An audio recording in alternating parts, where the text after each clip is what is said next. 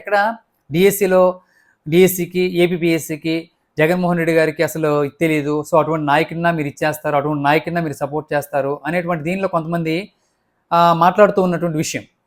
So నేను ఇక్కడ ఏమంటానంటే, మనకి ఇష్టం ఉన్నా లేకపోయినా ఇప్పుడున్న అధికార పక్షం, అప్పుడున్నటువంటి ప్రతిపక్షం, సో అప్పుడున్న ప్రతిపక్షాన్ని ఒక మాజీ ముఖ్యమంత్రిగా సంబోధించుకుంటాం తప్ప, మనకి ఇష్టం లేదు కాబట్టి ఒక మాజీ ముఖ్యమంత్రి కాకుండా పోడు, మనకి ఇష్టం లేదు కాబట్టి ఒక 40% ఓట్ షేరింగ్ ఉన్నటువంటి పార్టీ కాకుండా పోదు మన ఈ రాష్ట్రంలో.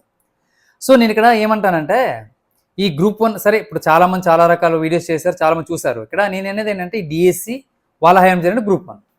సో ఓవరాల్గా చివరిగా ఫైనల్ కన్క్లూజన్ ఏదైతే ఉందో, ఈ రెండింటిపైన ఒక సిబిఐ ఎంక్వైరీ, ఈ రెండింటిపైన సిబిఐ ఎంక్వైరీ వేయాలంటే వైఎస్ఆర్ కాంగ్రెస్ పార్టీ కూడా చెప్తుంది కదా. సో వైఎస్ఆర్ కాంగ్రెస్ పార్టీ చెప్తుందనే కాదండి, ఒక సాధారణ జనాల్లో, సాధారణ వ్యక్తుల్లో ఒక న్యూట్రల్ పర్సన్స్గా ఉండేటువంటి వారు, ప్రజాస్వామ్యవాదులు, అంటే ఒక పార్టీ భజన చేసేవారు, ఒక పార్టీకి బానిసత్వం చేసేవారు, ఒక పార్టీ అంటే పూర్తిగా ఒక నరాన ఎక్కించుకునేటువంటి వారి గురించి నేను చెప్పట్లే, అది వైఎస్ఆర్ కాంగ్రెస్ పార్టీ అయినా తెలుగుదేశం పార్టీ అయినా. సో నేను ఇక్కడ ఏమంటానంటే, ఒక న్యూట్రల్ పర్సన్స్, ఒక గెలుపు ఓటములని డిసైడ్ చేసేది న్యూట్రల్ పర్సన్సేగా. సో ఆ న్యూట్రల్ పర్సన్స్ అనుకునేటువంటి విషయం కూడా ఇదే.